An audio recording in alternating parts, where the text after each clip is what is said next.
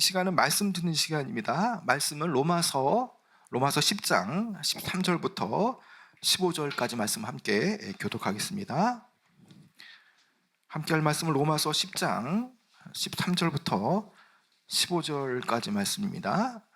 신약성경 254면 제가 먼저 로마서 10장 13절 말씀 먼저 읽겠습니다.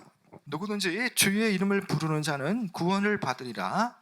그런즉 그들이 믿지 아니하는 이를 어찌 부르리요? 듣지 못한 이를 어찌 믿으리요? 전파하는 자가 없이 어찌 들으리요? 함께 읽겠습니다. 보내심을 받지 아니하였으면 어찌 전파하리요? 기록된 바 아름답도다 좋은 소식을 전하는 자들의 발이여 함과 같으니라. 아멘. 여러분들은 하나님의 이 기쁘신 뜻, 또 하나님의 기뻐하시는 뜻이 과연 어디에 있다고 생각하십니까? 여러분들이라면 하나님이 기뻐하시는 정말 아름다운 사람은 과연 어떤 사람이라고 생각되어지십니까? 저는 오늘 이 말씀을 준비하면서 여러 가지 많은 것을 생각해 봤습니다. 특별히 이 하나님의 뜻에 대해서는 요한복음 6장 38절과 39절에 잘 나와 있는데요. 제가 읽어드리면요, 요한복음 6장 38절과 39절에 보면 내가 하늘에서 내려온 것은 내 뜻을 행하려 함이 아니요 나를 보내신 이의 뜻을 행하려 함이니라. 나를 보내신 이의 뜻은 내게 주신 자 중에 가서 내가 하나도 잃어버리지 않냐고 마지막 날에 다시 살리는 이것이니라. 여러분, 예수님께서 하늘나라에서 이렇게 내려오신 이유, 그것은 예수님의 임의의 판단과 어떤 계획 때문에 그런 게 아니죠. 그것은 바로 보내신 분의 뜻, 하나님 아버지의 뜻을 행하기 위해서 이 땅에 오셨는데, 그것은 바로 내게 주신 자 안에서 하나도 잃어버리지 않고 다시 살리는 것이다 라고 말씀합니다. 바로 이것이 무엇이냐? 하나님이 기뻐하시는 뜻이 바로 여기에 있다는 것이죠. 그러면 주님께 이 나와야 할 자들이 하나도 잃어버리지 않고 다시 살아나는 것이 무엇이냐? 우리는 이것을 한마디로 말하면 영혼 구원, 전도라는 말로 이렇게 우리가 정의를 내릴 수 있다는 거죠. 여러분, 이 일을 위해서요, 예수님께서는 하늘의 보좌를 버리시고요, 이 땅에 친히 오셨고, 또 공생의 사역 기간 동안 예수님께서는요 전도하셨고, 또 부활 승천하신 이후에도요 예수님께서는 예수님 자신과 똑같은 일을 담당하도록 하기 위해서 제자들을 훈련시키고, 또 둘씩 짝을 지어서 또 세상으로 복음을 전하도록 이렇게 보내셨다라는 겁니다. 이 전도의 방법으로, 물론 하나님께서 얼마든지 영혼 구원을 하나님의 방식으로 할 수 있지만, 일일이 다 찾아다니고 일일이 다 듣게 하시고 전하게 하시는, 세상이 볼 때는 그러한 미련한 방식으로, 전도의 방법으로 하나님께서는 잃어버린 자들을 구원하시기를 기뻐하시는 일에 우리를 부르시고 우리를 사용하시기를 원한다는 것이죠. 여러분, 오늘 여러분 말씀 한번 보시길 바랍니다. 여러분 15절에 어떻게 말씀합니까? 여러분 15절 말씀 한번 읽어볼까요? 시작. 보내심을 받지 아니하였으면 어찌 전파하리요? 기록된 바 아름답도다 좋은 소식을 전하는 자들의 발이여 함과 같으니라. 여기에 15절 하반절 말씀을 근거로 하면요, 복음을 전하는 이들은 하나님 보시기에 아름다운 발을 가졌다라고 지금 말하죠. 여러분, 좋은 소식을 전하는 자들의 발이 왜 아름답겠습니까? 복음을 전하다 보면 발에 먼지도 묻고 또 때도 탈고 또 그럴 텐데 깨끗하지 않을 텐데, 왜 이 복음을 전하는 자들의 발이 아름답다라고 말합니까? 여러분, 그것은 복음을 전하는 것, 바로 이것이 생명을 살리는 기쁜 소식이기 때문이라는 것이죠. 여러분, 세상에는요 개인 각자마다 삶에 이루어지기를 원하는 그런 기쁜 것들이 있습니다. 그런 기쁜 소식이 있죠. 결혼하여서 자녀를 간절히 원하는 부부라면 이 자녀의 출산이 가장 기쁜 소식일 것이고요, 또 공부를 한창 할 이 고3 학생들의 마음에 기쁜 것은 그들이 12월 시험이 끝나고 대학에 이제 합격되었다는 그 소식이 그들에게는 가장 기쁜 소식일 겁니다. 청년의 젊은 때의 나이라면 취업을 하고 또 결혼하는 것, 바로 그것이 그들 개인에게는 기쁜 소식이 되어지겠죠. 다 이런 것들은 개인적인 기쁨이라고 말할 수 있습니다. 그 간절히 바라는 것들이 이 쉽지 않음에도 불구하고 그것이 이루어질 때에 그 기쁨은 과연 얼마나 크겠습니까? 그러나 그 기쁨이 이루어진 뒤에 그것이 하나의 일상으로 자리 잡게 되어지면요, 이내 그 기쁨도 그렇게 그 전에 이루어지지 않고 성취되길 바랬던 그 기쁨이 이제 일상화가 되어지면요, 어느새 그 기쁨도 이내 잊혀지게 되어지는 것이죠.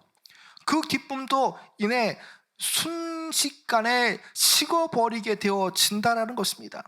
여러분, 다시 말하면 이러한 개인이 바라는 이런 소원 성취의 기쁨은요, 시간의 흐름에 따라 감퇴되어지고 이러한 개인의 기쁨은 결국 영원한 기쁨이 될 수 없다라는 거죠. 여러분, 그러나 우리가 이 영혼의 관점에서 살펴본다면 영원토록 없어지지 않는 가장 큰 기쁨은 과연 무엇이겠습니까? 그것은요, 죽을 수밖에 없는 죄인이 주님을 만나 영원히 구원받는 것이야말로 이것은 영원히 없어지지 않는 큰 기쁨이 되어지는 것이죠. 사람이 강건하면 70이요 80이라고 말합니다. 그러나 요즘 시대는요 100세 시대라고 말하면서 이 강건하면 70이요 80이란 말이 무색할 만큼 이미 이 100세 시대로 이미 들어왔습니다. 여러분, 그러나 아무리 100세 시대고 오래 산다고 해도요, 인간의 그 죽음은 해결할 수 없는 문제죠. 아무리 오래 산다고 해도요, 인생의 끝은 찾아오기 마련입니다. 누구나 죽음 이후에 이 심판이라는 사실, 죽음 이후에는 영원한 세계로 들어간다는 것을 부인할 자가 없다라는 거죠. 그 영원한 세계라고 말한다면 천국과 지옥 둘 중에 한 곳을 누구나 죽은 뒤에는 가게 되어지죠.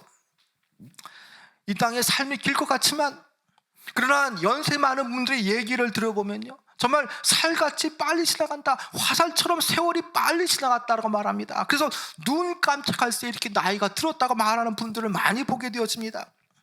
여러분, 이 70이 80이 길게 느껴지지만요, 그러나 영원한 세계의 그 영원한 시간에 비교하면 이 70과 80의 강건한 이 나이는요, 결국 이 영원한 시간에 비교하면 정말 찰나에 불과할 뿐이라는 거죠. 우리가 잊지 말아야 할 것이 있습니다. 여러분, 그것은 이 땅의 삶이 끝나면요, 또 다른 삶이 시작되어지는 것입니다. 그거는 죽음 이후에 영원한 세계, 바로 천국과 지옥에 존재한다라는 거죠. 죽은 뒤에 내가 과연 어디에서 영원히 살 것인가에 대한 진지한 고민이 필요합니다. 어떠한 차원에서 이 땅의 삶은요, 내가 과연 다음 내 세의 삶에 그 영원토록 어디에 살 것인가에 대한 준비하는 기간이 바로 이 현재의 삶이 되어지는 것이죠. 그런 차원에서 가장 큰 기쁨은 무엇보다도요, 죽어가는 자가 구원의 소식을 듣고 영원한 생명을 얻고 구원받는 데 있다라고 볼 수가 있는 것이죠. 죽을 수밖에 없는 죄인을 위해서 예수님께서 십자가 고난을 당하시고 그 부활하셨던 그 소식이야말로 복된 소식이고 기쁜 소식입니다. 결국 이 복음에 관한 소식은요, 모든 만민이 들어야 되고 모든 만민이 듣고 또 주님께 나와야 할 그런 소식이 되어지죠. 여러분, 그런데 어떻게 듣지 못한 자가 어떻게 믿을 수가 있겠느냐라는 겁니다.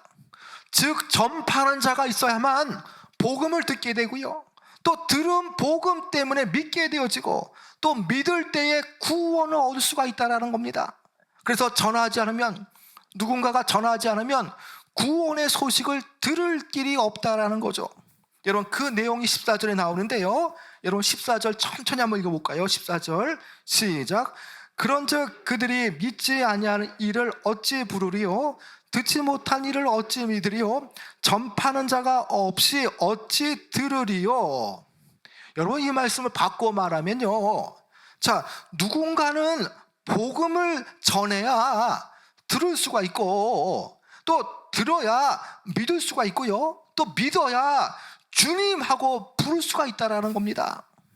여러분, 이처럼 세상 사람들이 믿기 위해서는요, 먼저 된 그리스도인들이 구원의 복음을 전해 주어야 됩니다. 그래야 그들이 들을 수가 있다라는 것이죠. 믿음은 어떤 진공 상태에서 있는 것이 아닙니다. 여러분, 그런 믿음은 아무것도 듣지 않은 상태에서 믿음으로 반응하는 것이 아니라는 거죠. 들어야만 되고 들은 게 있어야만 믿음으로 반응할 수가 있다라는 겁니다. 여러분, 그래서 17절에 어떻게 말씀합니까? 여러분, 17절도 한번 읽어볼까요? 17절 시작. 그러므로 믿음은 들음에서 나며 들음은 그리스도의 말씀으로 말미암았느니라. 여러분, 믿음은요, 들음에서 난다고 말하지 않습니까? 자, 그 듣는 것은 세상의 어리수를 듣는 것이 아니라 바로 그리스도의 말씀을 들을 때에 믿음이 자라게 되어지고 믿음이 태동하게 되어지는 것이죠. 여러분, 그런데 오늘 이 저와 여러분의 현실은 과연 어떠냐는 겁니다. 추수할 곳은 많고 또 이 보낼 사람이 없고요, 또 마땅히 가야 할 사람인데 가지 않는데 문제가 있다라는 겁니다. 여러분, 주님의 명령임에도 가지 않으려 하는 이들이 있다라는 것입니다. 여러분, 그 말씀에 대해서 그 배경을 가지고 예수님께서 말씀하신 부분이 무엇입니까? 마태복음 9장 37절과 38절에 보면요, 이에 제자들에게 이르시되 추수할 것은 많되 일꾼은 적으니 그러므로 추수하는 주인에게 청하여 추수할 일꾼을 보내주소서 하라 하시니라. 여러분, 복음을 위해 사람을 보내는 것은, 일꾼을 보내는 것은 주님의 명령이죠. 그분은 추수하는 주님이십니다. 우리는 다만 그 추수를 위해서 보냄받는 그런 일꾼들 뿐입니다. 그래서 일꾼들, 우리가 이 사명 때문에, 이 명령 때문에 우리는 땅끝까지 이르러 복음을 증거할 그런 책무가 있다는 것이죠. 여러분, 그런 차원에서 전도는요, 왕 대신 주님의 어명이기도 합니다. 여러분, 주님의 그 전도의 그 어명은요, 결국 내 가족을 살린 일이 되어지고요, 친구를 살리고 또 친척을 살리고 내 직장 동료와 이웃을 살리는 그런 주님의 명령이 되는 것이죠. 여러분, 그런데 한번 생각해 보시기 바랍니다. 추수할 때가 되었음에도 불구하고 추수를 위해 이 보내받은 일꾼들이 덥다고 추수하러 가지 않는다라면, 또 피곤하다고 가지 않는다라면, 내일이 많아서 당장에 갈 수 없다고 말해서 가지 않는다면 추수할 시기 때에 그 추수할 곡식은 과연 어떻게 되겠느냐라는 겁니다. 여러분, 추수할 때에 추수하지 않으면요, 결국 그 벼는 먹지 못하여서 결국에는 아궁이 뿔에 던져지고 만다는 것입니다. 여러분, 내 주위에 전도 대상자들이 있습니다. 그러나 그 전도 대상자들이 항상 그 자리에 있다라고 생각하시면 안 된다는 것입니다. 요즘에 여러분 TV를 틀면요, 젊은이들이 갑자기 돌연사하는 얘기들이 많이 이렇게 나오지 않습니까? 여러분, 그래서 밤새 안녕이란 말이 다시금 지금 떠오르고 있습니다.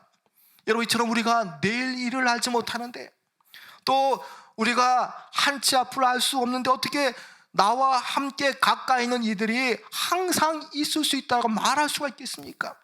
얼마든지 잘못될 수가 있습니다. 그런데 저들이 잘못되기 전에 어떻게든지 말씀을 들을 수 있도록 복음을 전해야 할 그런 의무가 우리에게 있다는 것이죠. 주님께서는 한 생명을 천하보다 귀하게 여기시죠. 그래서 천하보다 귀한 생명을 왕이신 주님께서 직접 찾고 계시는데, 그분의 백성된 우리가 나 몰라라 할 수가 없다라는 겁니다. 누가복음 19장 10절에 보면요, 인자에 온 것은 잃어버린 자를 찾아 구원하려 함이니라. 예수님께서 내가 천하보다 귀한 소중한 것을 잃어버렸다라고 하신 말씀 속에는요, 내가 가서 찾아서 데려와라라는 그러한 어떠한 그런 강력한 서술적인 명령이 여기에 이렇게 포함되어 있다는 것입니다. 예수님께서 잃어버린 자들을 위해서, 또 그 죽어가는 영혼을 찾기 위해서 주님께서는 그 주님의 거룩한 열심과 설득 앞에 우리는 전도자로 우리는 즉각 헌신해야 되고요. 또 그분의 거룩한 부르심에 우리는 당장 응해야 하는 것이죠. 그런 차원에서 복음을 전하는 것은요, 생명을 살리는 운동입니다. 여러분, 기독교 복음 운동을 우리가 구령 운동이라 말하지 않습니까? 여러분, 구할 구자 또 명령, 이 구하는 명령이라는 뜻이 구령 운동입니다. 여러분, 그런데 이 구령 운동, 생명을 살리는 것은요, 예수님의 속죄밖에 없다라는 겁니다. 예수님의 십자가밖에 없다라는 겁니다. 사람이 죽는 것은 죄 때문인데 그 죄의 문제의 해결은 바로 오직 십자가밖에 없다라는 거예요. 그래서 예수님의 공로밖에 없기 때문에 그 십자가의 복음을 전해야 되는 것입니다. 여러분, 모든 사람들은요, 하나같이 주님의 그 복음이 필요한 존재입니다. 그냥 놔두면요, 멸망할 존재, 그리고 진노의 자식으로 끝날 수밖에 없다라는 겁니다. 여러분, 그래서 로마서 1장 16절에 보면요, 내가 복음을 부끄러워하지 아니하노니 이 복음은 모든 믿는 자에게 구원함을 이루시는 주님의 능력임이라. 그러면서 첫째는 유대인이게요, 그리고 또한 헬라인이기로다 말씀합니다. 바울이 전하는 이 말씀을 보면요, 그 당시에 유대인이나 헬라인이나 모두 다 예수 그리스도의 십자가의 복음이 필요합니다. 동시에 오늘날의 모든 사람들도요, 예수 그리스도의 피 묻은 복음이 필요하다는 거죠. 그의 심령 가운데에, 죽어가는 그 심령 가운데에 그 예수 그리스도의 피가 뿌려지기만 하면 그 죽어가는 영혼도 능히 살 수가 있다는 겁니다. 그래서 우리는요, 이 약속을 붙들고 담대히 증거하러 나가야 되는 것입니다. 여러분, 성경 말씀에는요, 먼저 된 우리 성도들의 존재를 어떻게 말씀합니까? 특별히 전도와 관계되어서 제가 몇 가지를 찾아봤습니다. 자, 여러분, 데살로니가 전서 2장 4절에 보면요, 오직 하나님께 옳게 여기심을 입어 복음을 위탁받았으니 우리가 이와 같이 말함은 사람을 기쁘게 하려 함이 아니요 오직 마음을 감찰하시는 하나님을 기쁘시게 하려 함이다 라고 말합니다. 자, 여기에 보면요, 자, 우리 모두가 다 복음을 위탁받았다고 말합니다. 복음을 위탁받은 보내심을 받은 자인데요, 이 복음을 위탁받은 우리는 사람을 기쁘게 하는 것이 아니라 바로 우리의 마음을 감찰하시는 하나님을 기쁘시게 하기 위해서 우리가 복음을 위탁받았다라고 말하는 거죠. 또 디도서 1장 3절에 보면요, 자기 때에 자기의 말씀을 전도로 나타내셨으니 이 전도는 우리 구주 하나님이 명하신 대로 내게 맡기신 것이다 라고 바울은 말합니다. 여러분, 죽어가는 자들이 죽지 않고 살 수 있는 길은요, 내게 맡겨주신 바로 이 주님의 이름을 부를 수 있도록 저들에게 전하는 것이죠. 저들이 주님을 만나야 되고요, 또 주님을 만나는 이 일은 누군가가 해야 되는데 그 일을 다른 사람도 아닌 저와 여러분에게 이 복음을 전할 일을 내게 맡기셨고요, 내게 부탁하셨다는 것입니다.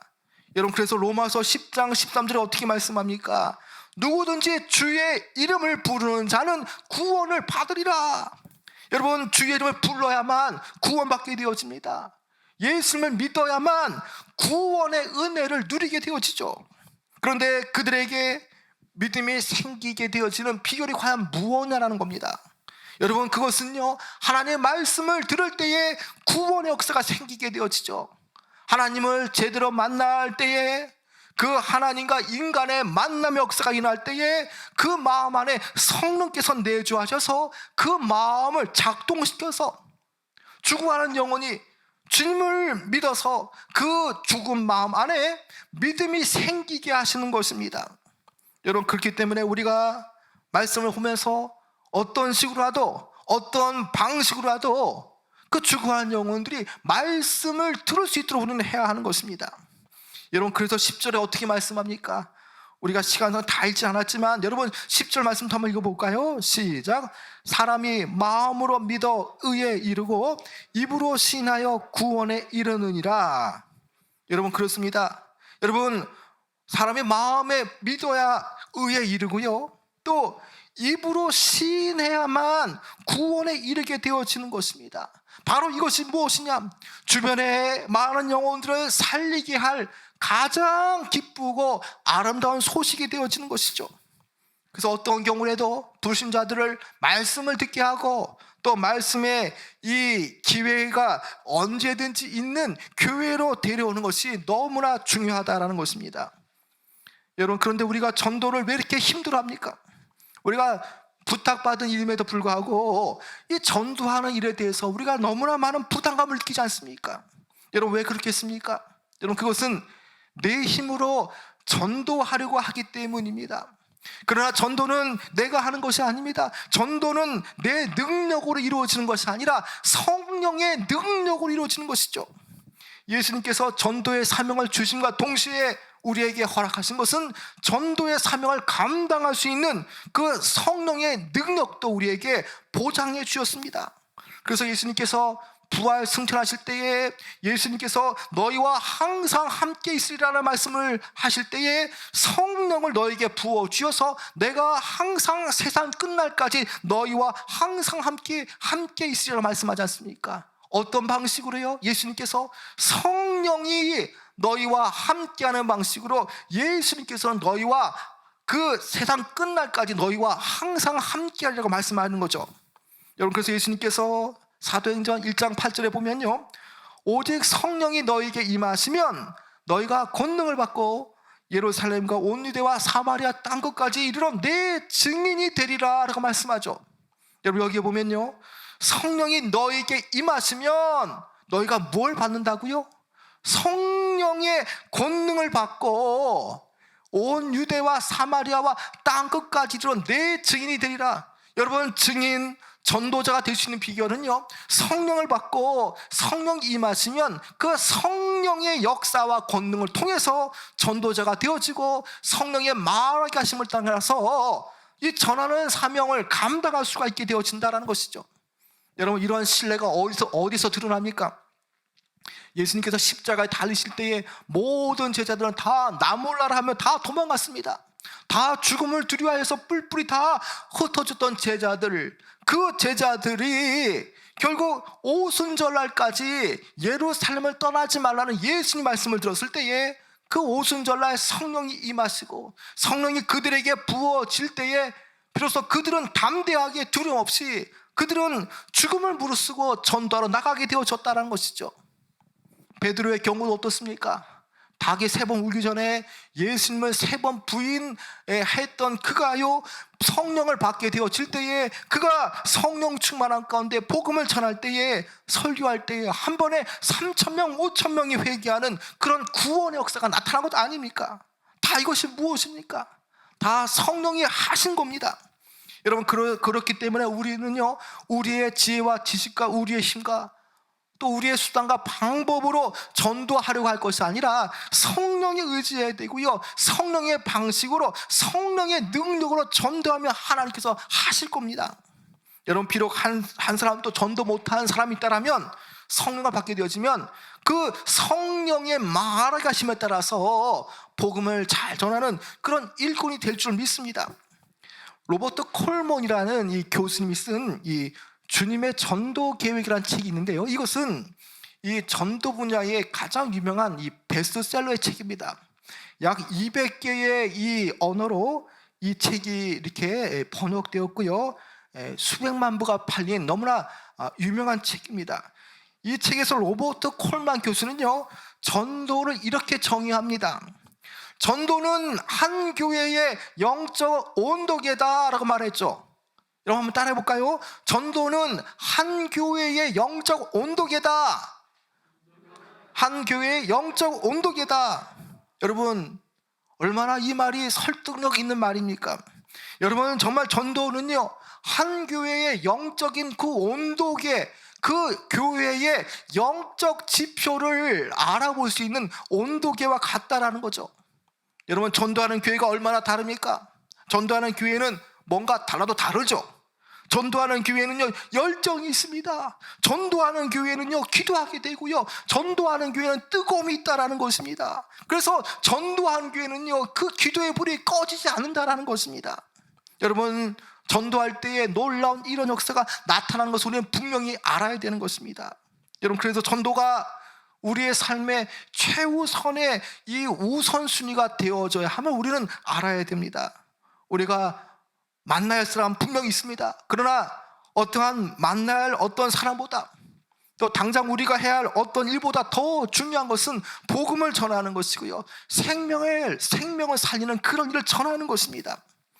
여러분, 이제 말씀을 좀 마치려고 합니다. 여러분, 전도는 예수님의 유언이고요, 또 예수님을 믿는 모든 사람들이 마땅해야 할 의무이며 또 이런 사명이 되어지죠. 여러분, 그렇다면 우리가 이 말씀을 대할 때에 우리 교회와 우리 셀 모임, 우리 가정 과연 어떤 일에 중점을 가지고 있느냐라는 겁니다. 여러분, 영혼 구원과 생명을 살리는 그 일보다 더 우선한 일이 없다라는 것입니다. 교회 일도 생명을 살리는 일, 영혼 구원의 일보다 더 우선되고 더 중요한 일이 없다라는 겁니다. 여러분, 그렇기 때문에 우리는 다시금 교회 안에 이 전도의 불이 일어나고 생명을 산출하는 일에 우리는 열심을 내야 되는 것입니다.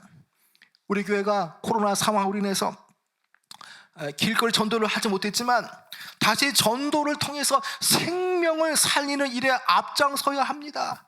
교회가 물론 할 일이 많지만 다른 일을 못하는 한이 있더라도요, 반드시 해야 될 것은 영혼을 추수하는 그 전도하는 일에 열심을 내고 최선을 다해야 하는 것이죠. 바로 교회의 성도와 또 교회의 이 성도들은요, 바로 이 일에 존재하는 이들입니다. 그래서 우리가 복음을 전파해야 할 사명이 우리에게 주어졌다는 사실을 우리는 분명히 기억해야 되는 거죠. 우리 가족 중에 아니면 우리 직장 동료 가운데에 복음을 듣지 못해서 구원에 이르지 못하는 자가 있다면 그것은 먼저 복음을 전해 들은 우리의 책임이라는 것입니다.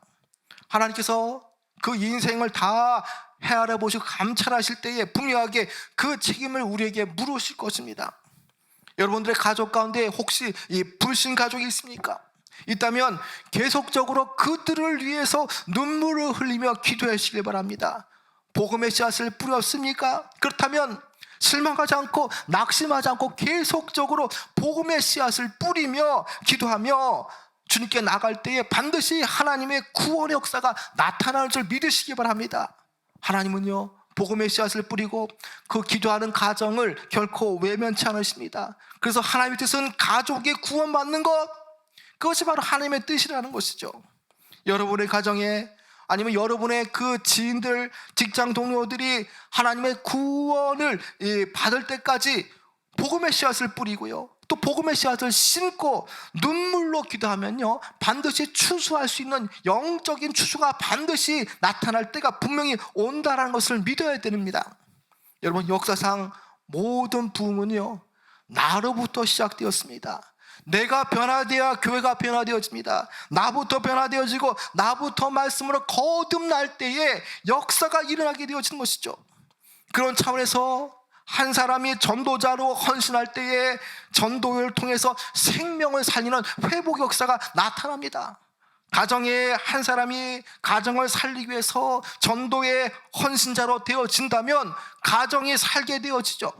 또 교회 안에 전도자의 헌신자가 나타나게 되어지면 교회가 살아나게 되어지고요, 민족을 꿈꾸고 민족을 품고 또 기도하고 전도하는 이들은 분명히 민족을 살리게 되어지고 또 더불어 온 세상을 살리는 하나님의 능력이 분명히 나타나게 되어질 것입니다.